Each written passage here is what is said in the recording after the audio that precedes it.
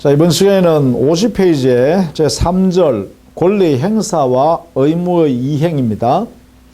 자, 권리 행사란 것은 권리의 내용을 실현하는 방법이죠. 권리 행사를 통해서 권리의 내용을 실현하는 것입니다. 그럼 어떻게 행사하느냐? 방법은 지배권의 경우에는 지배 형태로 하겠죠. 사실상 지배해서 이익을 향수한다, 이익을 누린다 이 말이죠. 또 청구권의 경우에는 그 상대방한테 요구, 청구 행위를 하겠죠. 그걸 통해서 그 상대방의 급부 이행을 하게 되면 수령하여 그 목적을 달성할 수 있겠죠. 형성권의 경우는 일방적으로 상대방한테 의사표시를 하면 법률 관계가 형성됨으로써 작용을 하겠죠. 자, 그래서 일방적으로 의사표시를 하는 거예요, 상대방한테. 그 다음 항변권은 상대방의 요구하는 청구가 왔을 때 거절하는 형태로 항변권을 행사하겠죠. 거절, 거부 이렇게요. 그 다음에 기대권의 경우는 결국은 장래에 완성되는 조건부 권리나 기한부 권리니까 그때 이러한 완전한 권리를 그 내용이 충족되고 나서 하겠죠. 행사하겠죠. 그걸 기대권 행사다 이렇게 표현하겠죠. 자, 이렇게 권리를 행사하게 되면 권리 행사하는 과정에서 발생할 수 있는 게 뭐냐? 권리가 첫 번째 충돌하는 경우. 자, 충돌하는 것은 뭐냐? 갑이라는 사람의 권리와 을이라는 사람의 권리가 두 개가 서로 행사하면 그 목적을 모두 실현할 수 없기 때문에 이 두 개가 이렇게 부딪힘이 생긴다. 이게 뭐예요? 이게 권리의 충돌 상충이라고 해요. 갑의 권리와 을의 권리를 모두 실현할 수 없기 때문에 어느 한 개는 실현을 못 받는 경우에 이 권리가 서로 충돌된다라고 표현합니다. 자, 이때 권리의 충돌이 발생했을 때 해결하는 방법은 뭐냐? 그죠? 이게 문제죠. 권리가 충돌했을 때. 자, 이런 경우에는 이 권리의 종류에 따라서 정합니다. 만약에 이 권리가 하나는 물권이요, 하나는 채권이다라고 하면 채권보다 물권이 우선한다. 물권 우선의 원칙. 여기에 의해서 실현합니다. 물권을 먼저 실현하고 그래도 남는 경우에 채권이 실현한다. 그래서 물권 우선 원칙. 그러면 물권 상환이 어떻게 될 거냐? 이때는 원칙적으로 먼저 성립한 물권이 우선한다.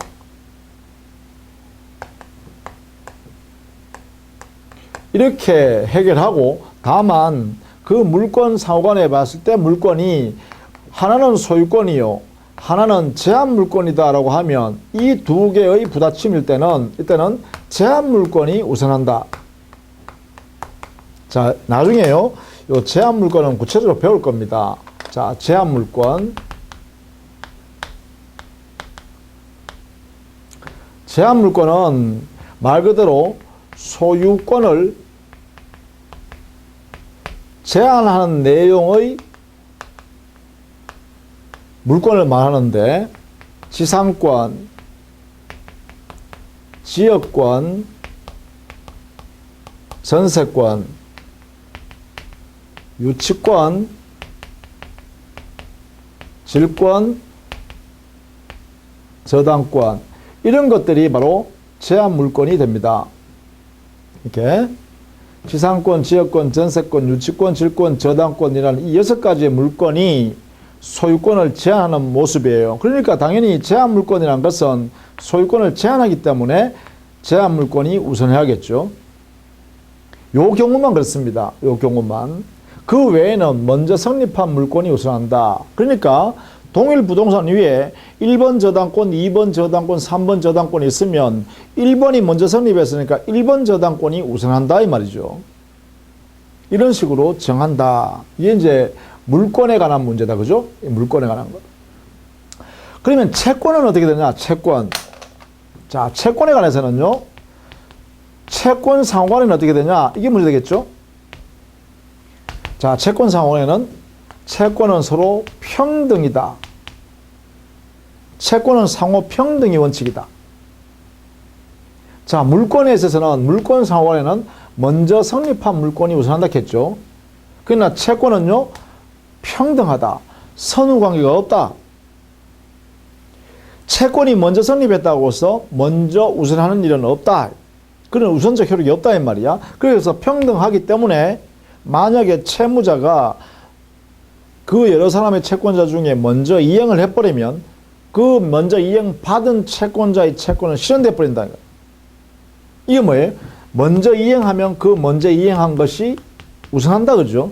그러니까 선행주의라 그래요, 그것을.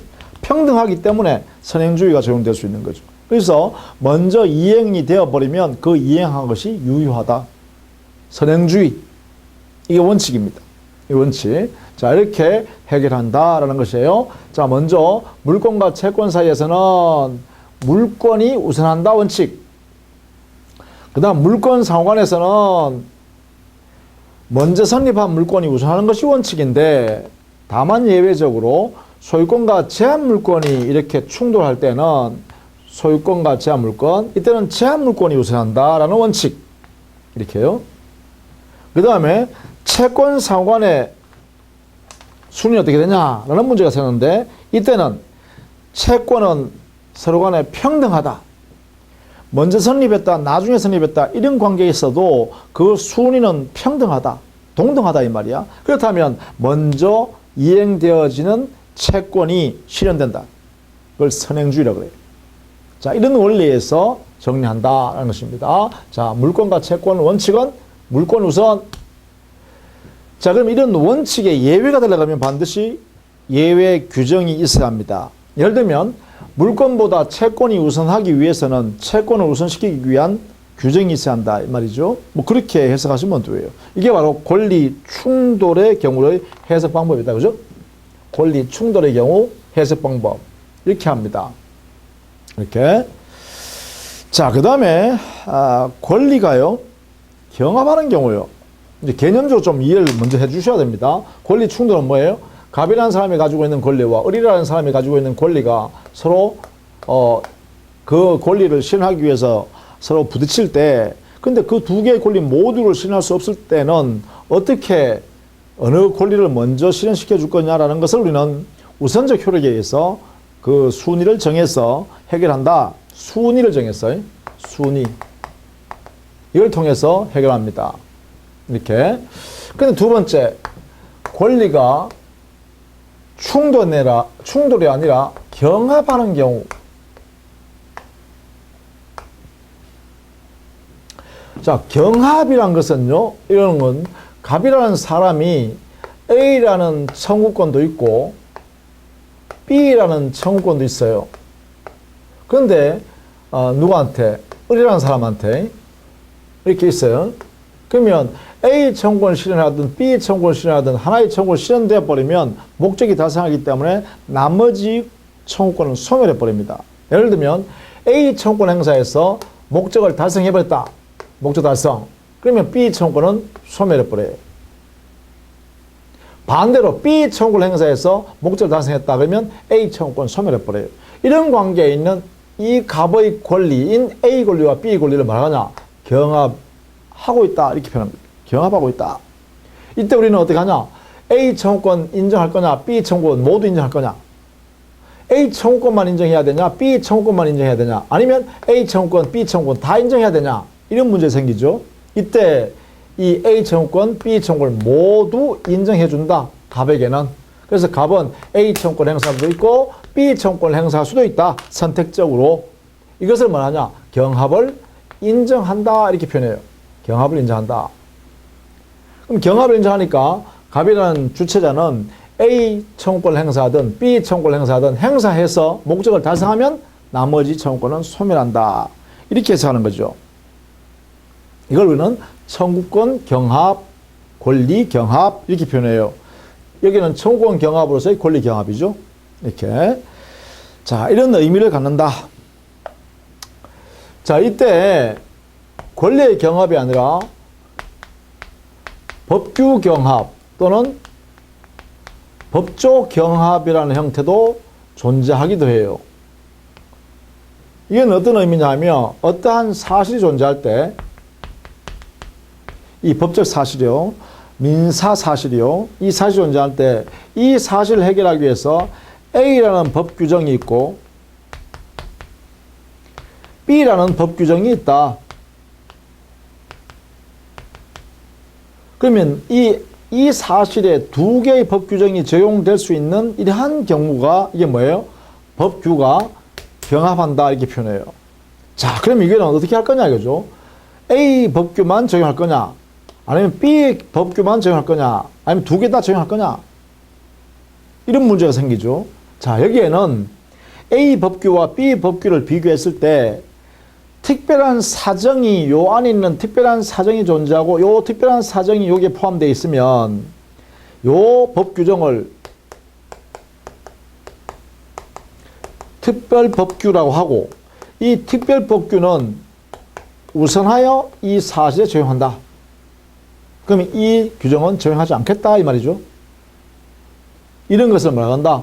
이걸 특별법 또는 특별법규 우선의 원칙이라고 합니다.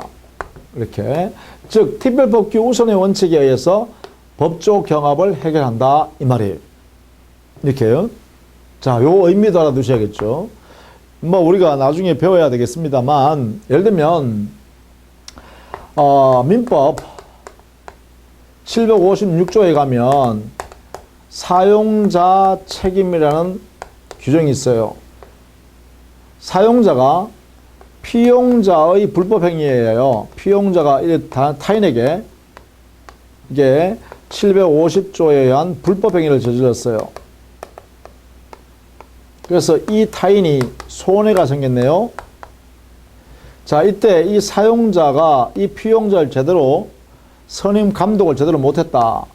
이 선임 감독상의 책임이 있다고 하면 이 손해난 이상 당사자요, 이 사람은 이 사용자한테 직접 손해배상 책임을 이렇게 물을 수 있다 이 말이에요. 청구권, 손해배상 청구권 행사할 수 있어요. 이게 756조에 명물되어 있어요. 근데 만약에 말이죠, 여기에 이 사용자가 국가이고 여기에 피용자가 여기에 공무원이에요. 공무원이 국가에서 고용돼 있잖아요. 그래서 이 공무 집행하는 과정에서 불법행위를 저질러서 국민 일반인에게 손해를 끼쳤네요.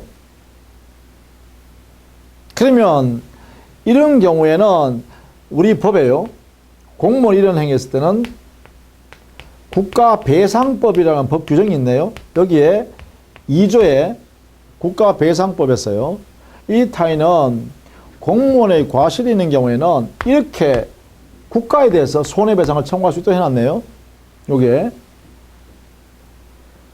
자, 이런 경우에는 민법을 적용해야 될 거냐, 사용자인 국가가 했을 때, 아니면 국가배상법을 적용해야 되냐라는 것인데, 여기에 요 피용자가 보통 사람이 아니라 공무원이라는 특별한 옷을 입고 있는 상태에서 불법행위를 저질렀죠.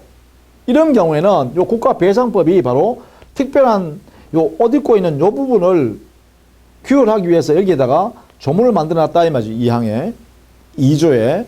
그렇다면 민법 756조 이 일반 규정 보다가 이거는 뭐예요?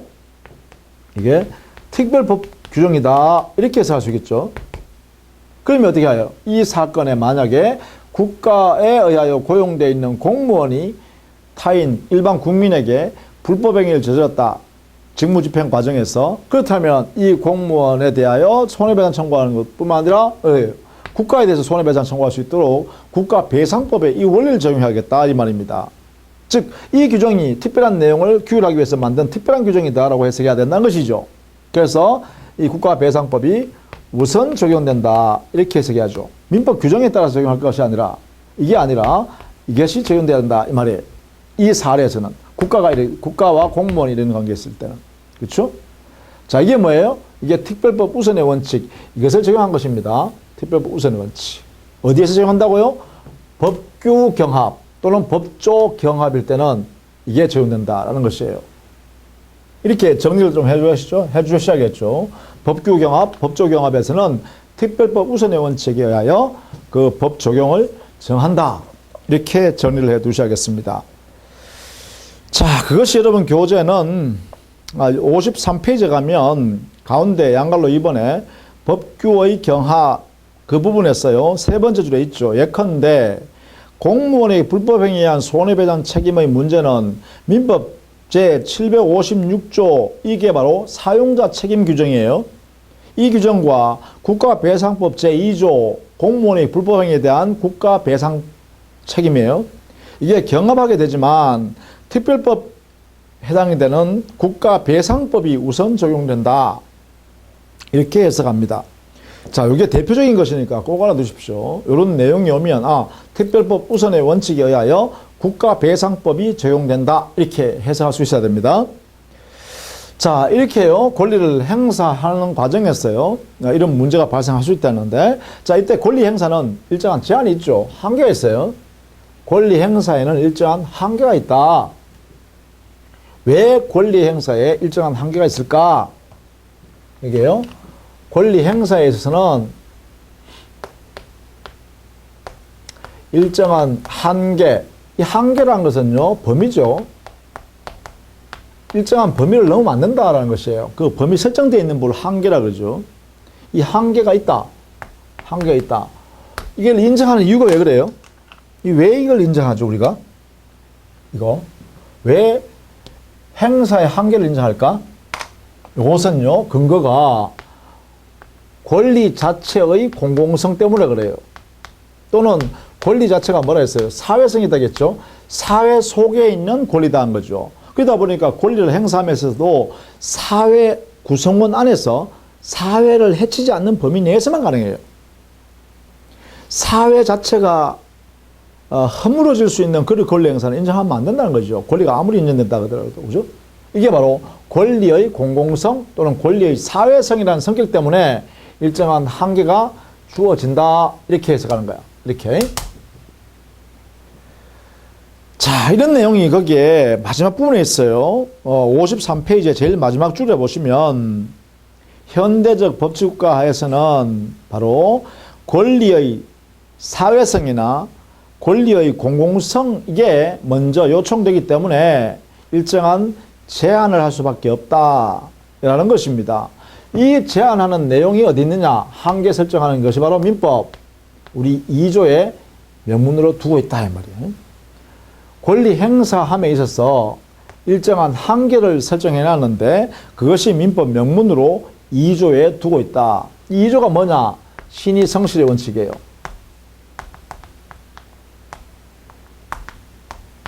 이 안에 보면 권리 남용 금지라는 게 있어요.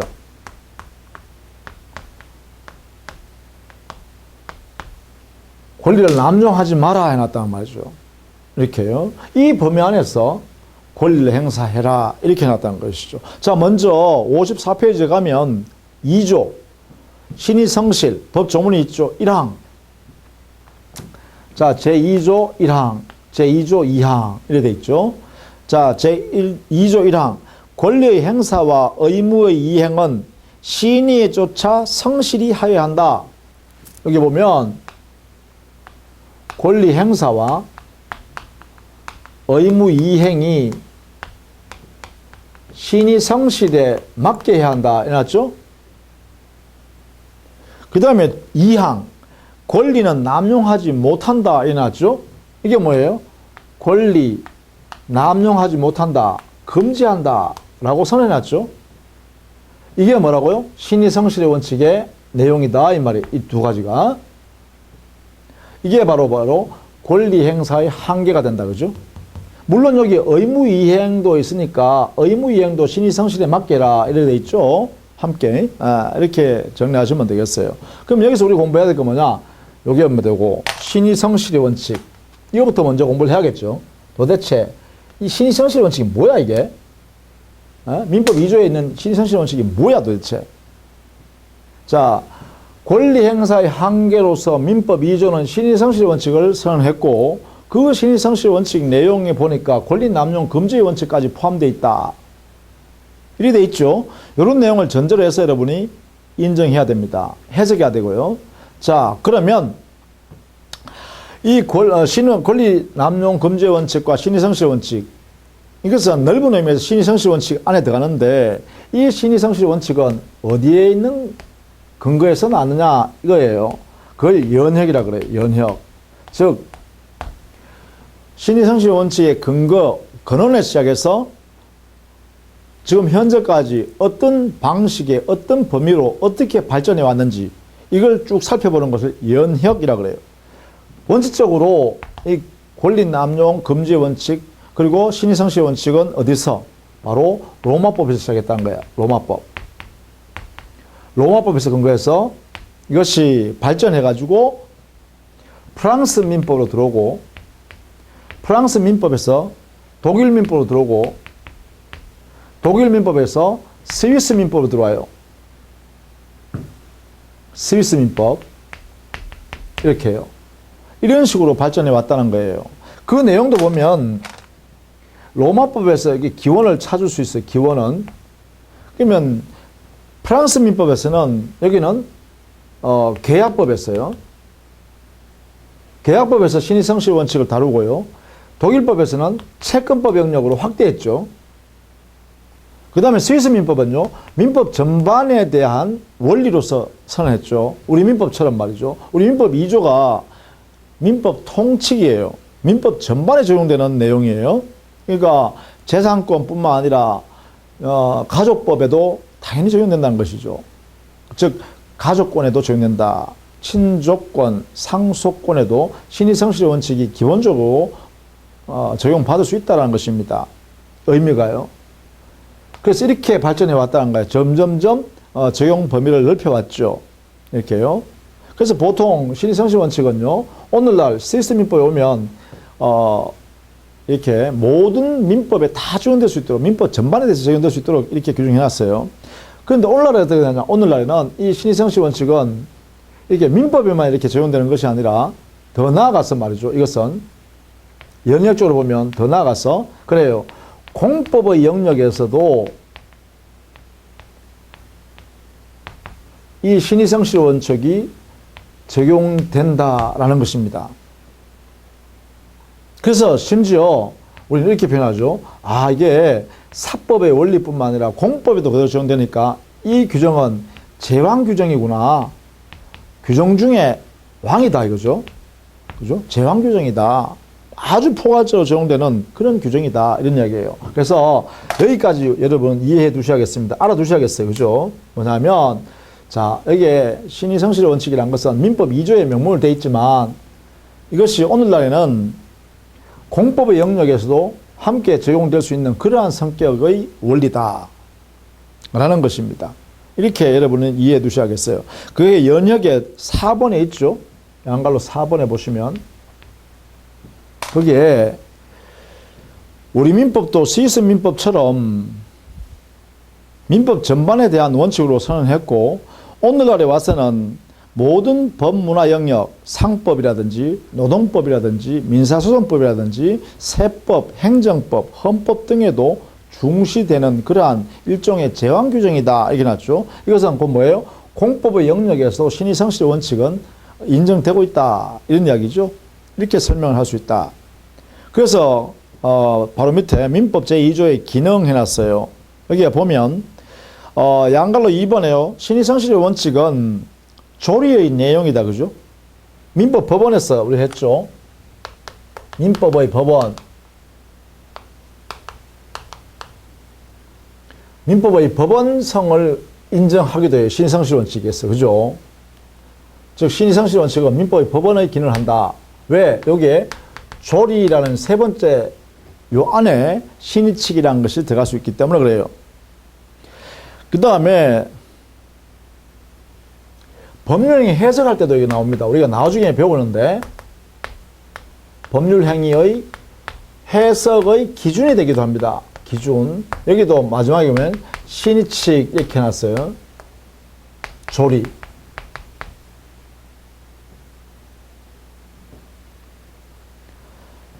그 다음에 또요.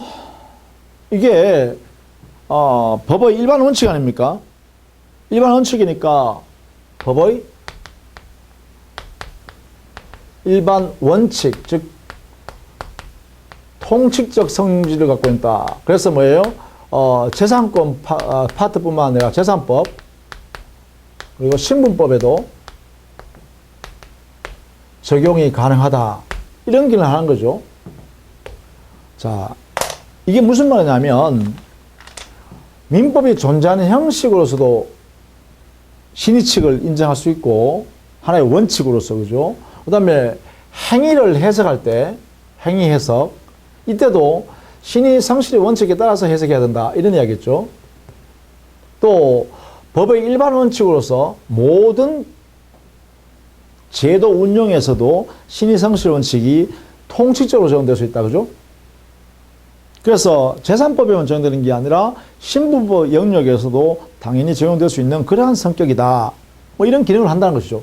기능적으로 보면 그죠? 기능. 이렇게. 자, 그런 내용을 여러분 여기에 설명하고 있습니다. 자, 그 다음에 신의 성실 원칙의 구체적인 기능은 뭘까? 구체. 이 추상적인 내용을 하고 있죠. 구체적 기능을 보면 이 신의 성실 원칙이 작동하면 기본적으로 권리 의무의 창설적 기능을 해요. 권리 의무를 만들어내요. 권리 의무를 만들어낸다. 창설한다. 급부 의무 관계를 만들어내요. 우리 민법에 해석하다 보면 이게 더러더러 나오죠. 우리 시험 보면 직접 안 들어갑니다만 근로계약, 근로기준법상의 근로계약이라든지 아니면 우리 민법상의 노무계약, 고용계약을 그죠. 노동을 제공, 즉 노무를 제공하고 보수 지급받기로 하는 약정이요. 이런 약정 속에도 보면 사용자에서는 그 노무자의 생명, 신체 등의 안전을 보호할 의무가 있죠. 근데 노무공급계약이에요. 노무계약에서는, 즉 고용계약에서는 노무자 입장에서는 노무를 제공하면 되는 것이고요. 그 다음에 그 사용자에서는 그 대가로서 보수를 지급하면 돼요. 이게 그 고용계약의 주된 급부 의무 관계예요. 의무 관계, 권리 의무 관계예요. 근데 거기에 그런 내용의 합의가 없다 하더라도 사용자는 노무자의 생명, 신체 안전을 보호할 의무가 있겠죠. 보호 의무. 동시에 노무자는요, 그 사용자의 비밀이나 이런 걸 엄수해 줘야 되고 또 충실하게 일을 해야 되죠. 노무를 제공해야죠. 대충 하면 안 되잖아요. 그러니까 충실 의무가 있겠죠. 이런 것은 뭐예요? 신의칙상 발생하는 거죠. 그런 권리 의무 관계가 발생한다는 거예요. 이게 창설적 기능이라는 거죠. 민법. 이게 신의 성실의 원칙의 창설적 기능이 바로 그런 것이죠. 또 두 번째는 권리 변경적 기능도 해요. 변경적 기능. 주로 갑자기 예상치도 못한 사정이 변경됐을 때, 그럴 때 사정 변경의 원칙을 적용해서 그 사정 변경된 내용으로 권리 의무 관계를 바꾸는 거죠. 변경시켜 주는 거죠. 이게 권리 변경적 효력이에요. 이게. 그래서 우리 민법에서 주로 보면 계속적 거래, 그죠? 장기간 계속적으로 거래해야 되는 그런 계약 관계에서 보면 이런 내용을 명문으로 인정한 경우가 있어요. 뭐 치료 증감 청구를 할 수 있다든가, 증액을 청구하거나 감액을 청구할 수 있다든가, 사정이 급격하게 변했을 때, 또 차임을 증액이나 감액을 청구할 수 있도록 한다든가, 뭐 이런 것들은 사정 변경의 원칙을 구체적으로 이렇게 법 조문으로 만드는 것이죠. 이게 바로 신의 성실의 원칙의 한 모습이다 이 말이지. 그 다음에 세 번째는요, 권리가 소멸하는 그러한 기능도 해요. 소멸적 기능이요. 예를 들면 실효의 원칙 같은 거 있죠.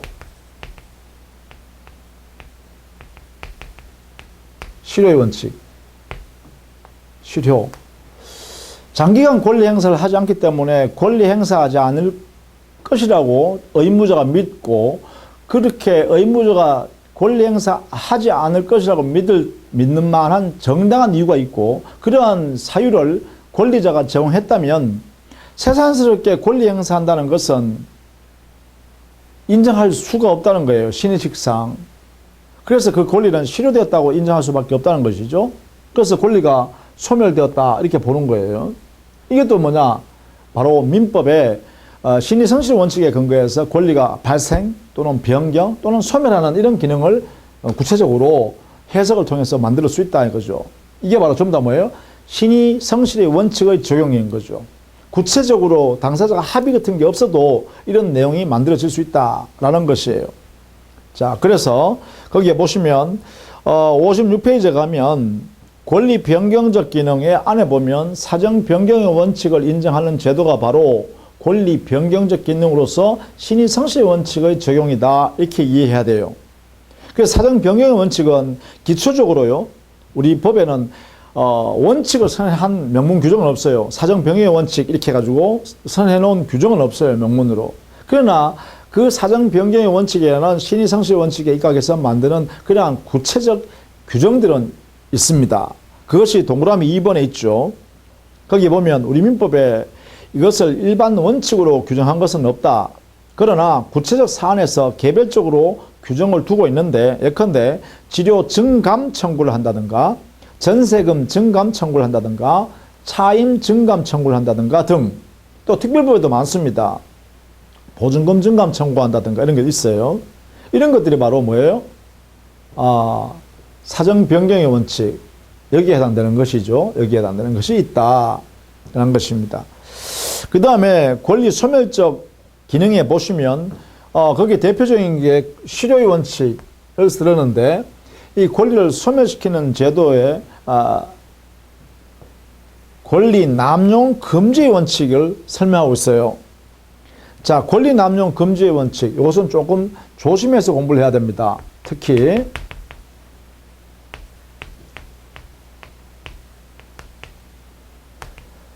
자, 권리를 가지고 있다 하더라도 남용하여 행사하지 마라 이 말이잖아요.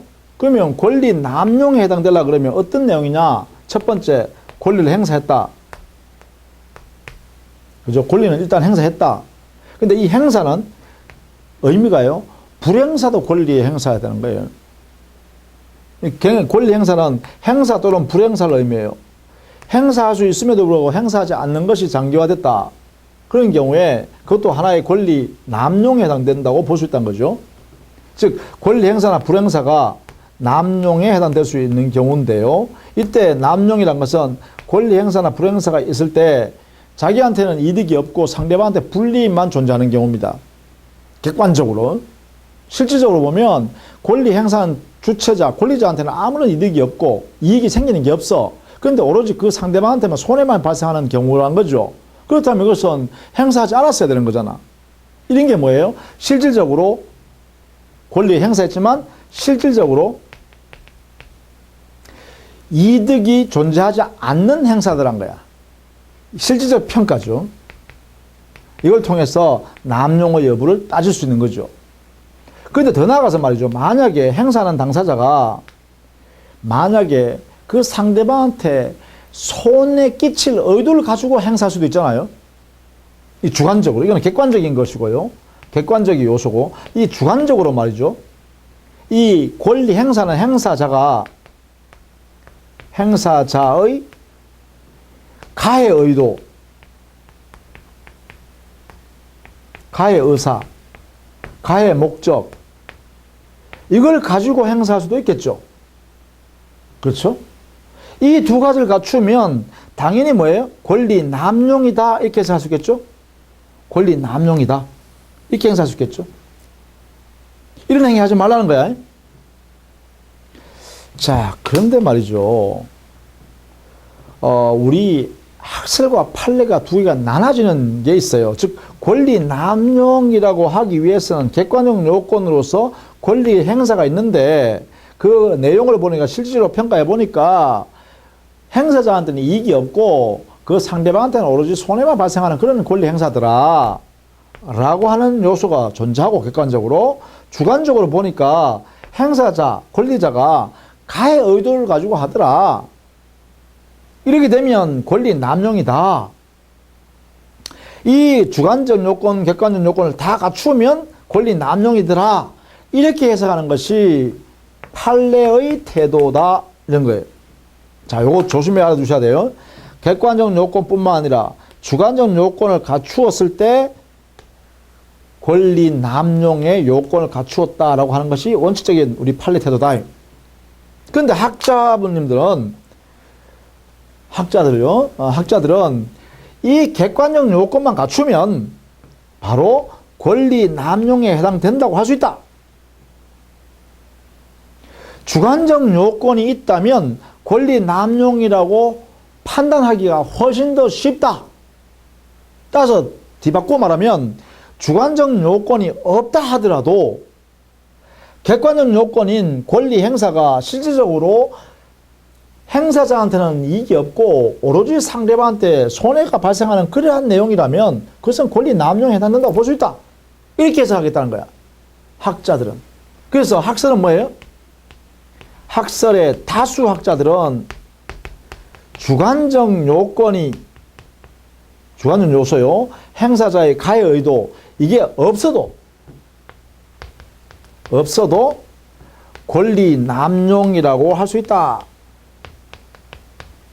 이렇게 해석하는 것이 학자들의 다수견이에요. 이게 필요 없다는 거야. 이게 필요 없어. 즉 권리 남용인지 아닌지 판단하는데 주관적 요건이 필요 없다는 거야. 이거 있으면 더 판단하기 쉬운 거고 단순히. 이거 없어도 이것만으로도 충분히 권리 남용으로 판단할 수 있다는 거예요. 자, 이 부분이 차이가 있다. 이 부분이 그죠?